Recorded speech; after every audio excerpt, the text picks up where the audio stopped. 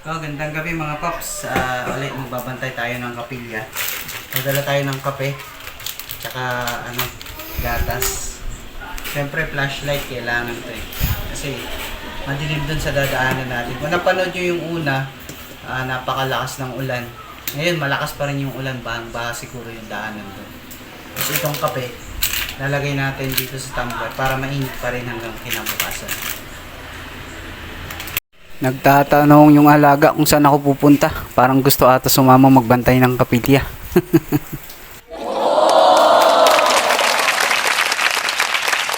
Try nyo na yan mga paps. Masarap yan.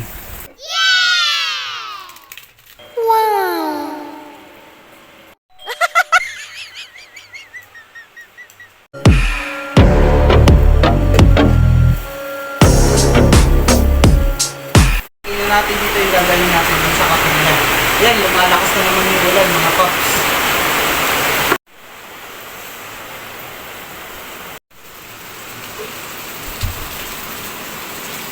Yan, gagamitin ko lang ngayon. Magmumotor lang tayo mga paps. Kasi wala tayong mapag-iwanan yung sasakyan. Grabe talaga yung ulan. Sobrang lakas mga paps. Ingat po ang lahat. Laging mag-iingat. Sobrang dulas ng kalsada.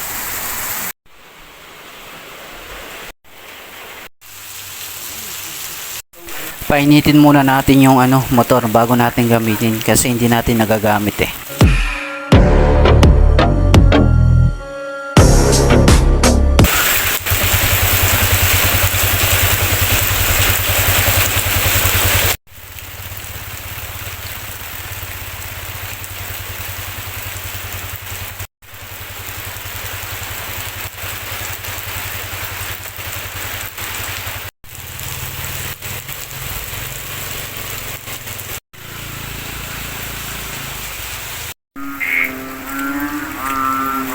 So yun mga paps, napakadilim ngayon.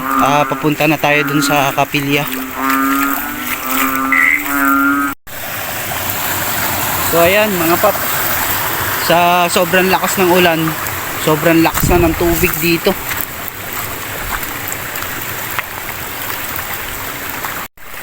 Yan mga paps, baha na naman. Papunta natin dun sa kapilya. Parang may tilapia ata dito. Pagka pupunta talaga dito, no, hindi talaga pwedeng wala kang flashlight kasi sobrang dilim. Wala pang mga street light dito. Kailangan mo talaga magdala ng flashlight. So ayan mga paps, apaw na yung tubig dito sa kalsada. Hindi tulad dati na nakaraan nagbantay tayo, hindi siya gaano kalakas. Ngayon sobrang lakas, gawa ng sobrang lakas ng ulan. Yan makikita nyo, yan yung kabuuan na yan, kalsada yan mga paps. Diyan na dumadaan yung tubig galing sa bundok.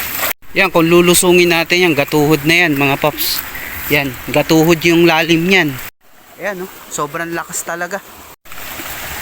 Yan, lakas ng tubig mga paps. Malapit na tayo sa kapilya. So ayan, sobrang lakas ng tubig mga paps. Yun yung kapilya. Ayan.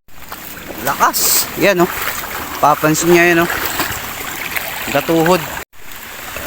Ayan na yung kapilya mga paps. So malapit na tayo. Ayan, malapit na. Dito na tayo sa kapilya.